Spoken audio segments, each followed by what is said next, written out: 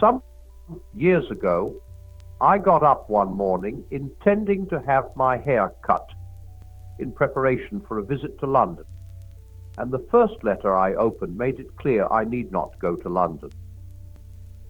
So I decided to put the haircut off too. But then there began the most unaccountable little nagging in my mind, almost like a voice saying, "Get it cut all the same. Go and get it cut." In the end, I could stand it no longer. I went. Now my barber at that time was a fellow Christian and a man of many troubles, who my brother and I had sometimes been able to help. The moment I opened his shop door, he said, "Oh, I was praying you might come today." And in fact, if I had come a day or so later, I should have been of no use to him.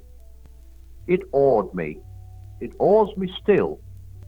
But of course, one cannot rigorously prove a causal connection between the barber's prayers and my visit. It might be telepathy. It might be accident. I have stood by the bedside of a woman whose thigh bone was eaten through with cancer, and who had thriving colonies of the disease in many other bones as well. It took 3 people to move her in bed. The doctors predicted a few months of life. The nurses, who often know better, a few weeks. A good man laid his hands on her and prayed. A year later, the patient was walking, uphill too, through rough woodland, and the man who took the last X-ray photos was saying, "These bones are as solid as rock. It's miraculous." But once again, there is no rigorous proof. Medicine, as all true doctors admit, is not an exact science. We need not invoke the supernatural to explain the falsification of its prophecies. You need not, unless you choose, believe in a causal connection between the prayers and the recovery. The question then arises, what sort of evidence would prove the efficacy of prayer? The thing we pray for may happen, but how can you ever know it was not going to happen anyway? Even if the thing were indisputably miraculous, it would not follow that the miracle had occurred because of your prayers. The answer surely is that a compulsive empirical proof, such as we have in the sciences, can never be attained. Some things are proved by the unbroken uniformity of our experiences. The law of gravitation is established by the fact that, in our experience, all bodies without exception obey it. Now, even if all the things that people prayed for happened, which they do not, this would not prove what Christians mean by the efficacy of prayer. For prayer is request. The essence of request, as distinct from compulsion, is that it may or may not be granted. And if an infinitely wise being listens to the requests of finite and foolish creatures, of course, he will sometimes grant and sometimes refuse them. Invariable success in prayer would not prove the Christian doctrine at all. It would prove something much more like magic, a power in certain human beings to control or compel the course of nature. There are no doubt passages in the New Testament which may seem at first sight to promise an invariable granting of our prayers, but that cannot be what they really mean. For in the very heart of the story, we meet a glaring instance to the contrary. In Gethsemane, the holiest of all petitioners prayed 3 times that a certain cup might pass from him. It did not. After that, the idea that prayer is recommended to us as a sort of infallible gimmick may be dismissed. Other things are proved not simply by experience, but by those artificially contrived experiences which we call experiments. Could this be done about prayer? I will pass over the objection that no Christian could take part in such a project, because he has been forbidden it.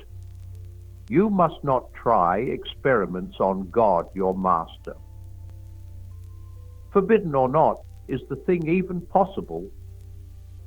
I have seen it suggested that a team of people, the more the better, should agree to pray as hard as they knew how over a period of 6 weeks for all the patients in Hospital A and none of those in Hospital B.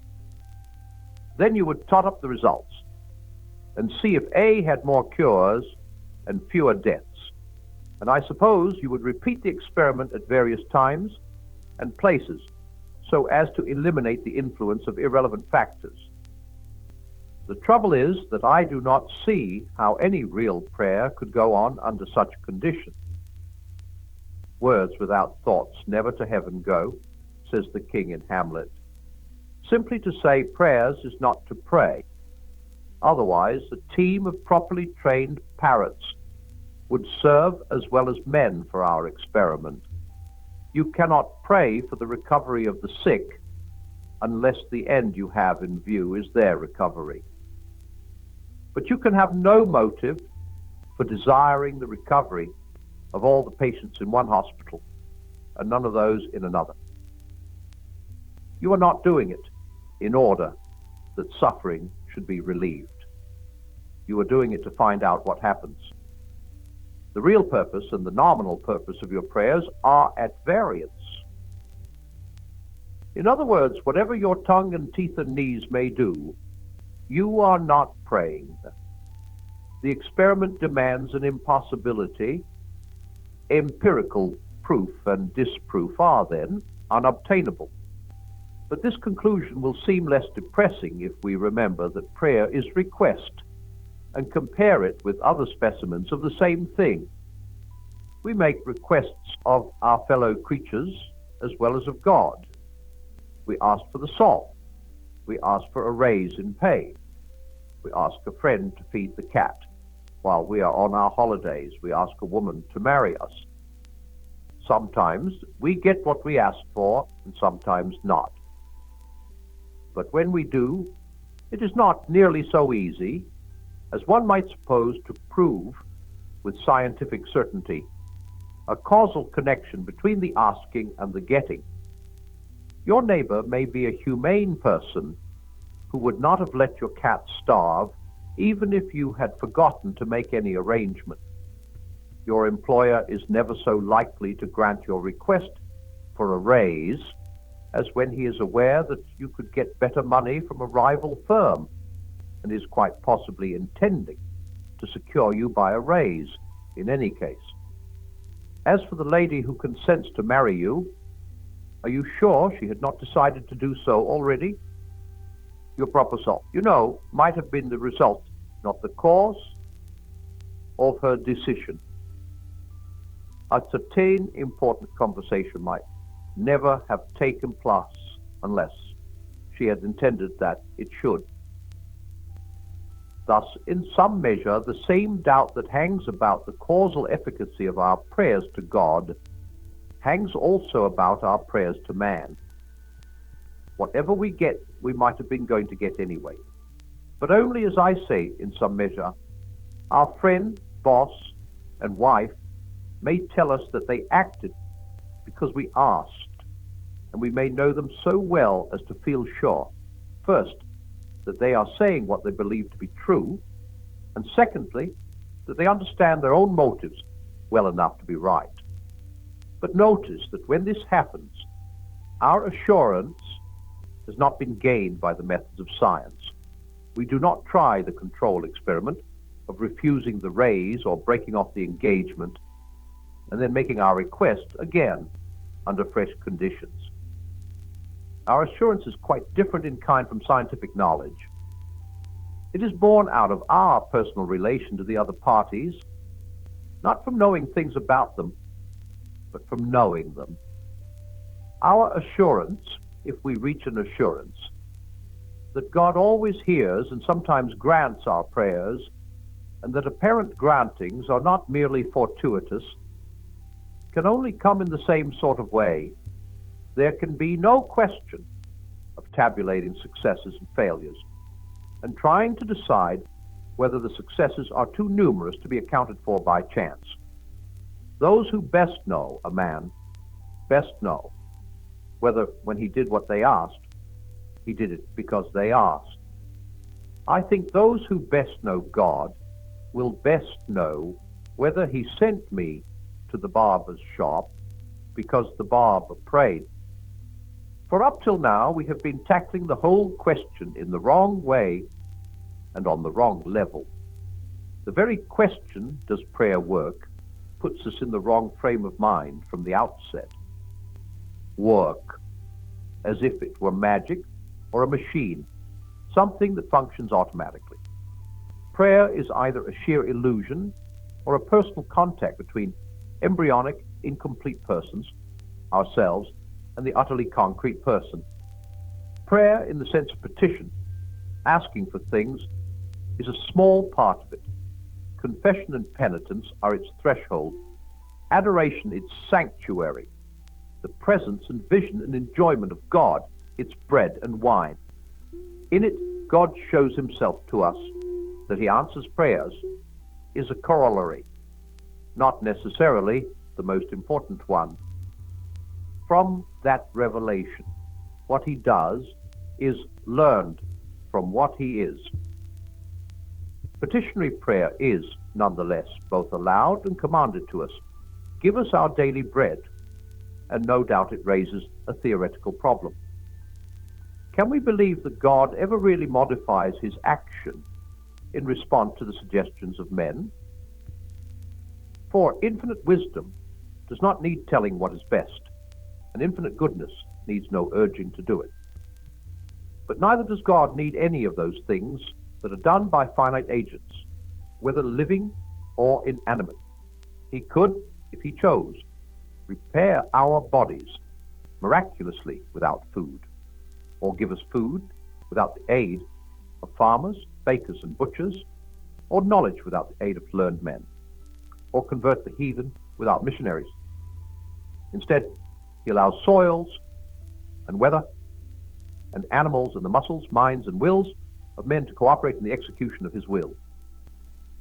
God, said Pascal, instituted prayer in order to lend to his creatures the dignity of causality.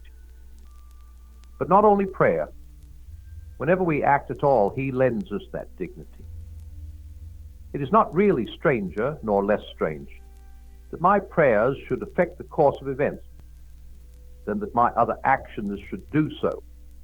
They have not advised or changed God's mind, that is, his overall purpose. But that purpose will be realized in different ways, according to the actions, including the prayers, of his creatures.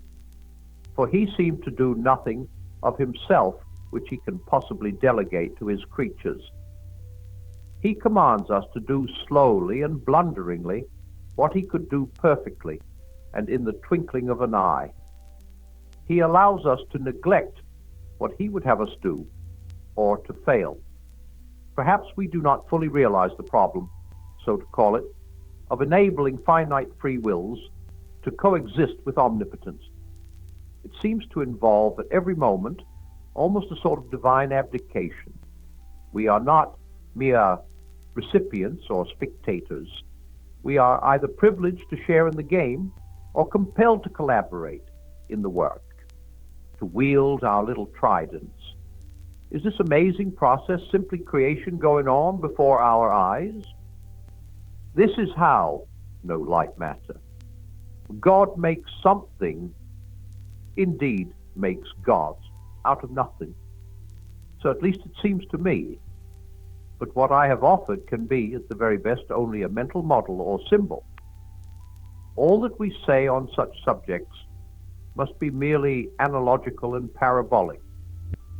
The reality is doubtless not comprehensible by our faculties, but we can at any rate try to expel bad analogies and bad parables. Prayer is not a machine. It is not magic. It is not advice offered to God. Our act when we pray must not, any more than all our other acts, be separated from the continuous act of God himself, in which alone all finite causes operate. It would be even worse to think of those who get what they pray for as a sort of court favorites, people who have influence with the throne. The refused prayer of Christ in Gethsemane is answer enough to that. And I dare not leave out the hard saying, which I once heard from an experienced Christian. I have seen many striking answers to prayer, and more than one that I thought miraculous. But they usually come at the beginning, before conversion, or soon after it. As the Christian life proceeds, they tend to be rarer. The refusals, too, are not only more frequent, they become more unmistakable, more emphatic. Does God then forsake just those who serve him best? Well, he who served him best of all said, near his tortured death, "Why hast thou forsaken me?" When God becomes man, that man of all others is least comforted by God at his greatest need. There is a mystery here which, even if I had the power, I might not have the courage to explore. Meanwhile, little people like you and me, if our prayers are sometimes granted, beyond all hope and probability, had better not draw hasty conclusions to our own advantage.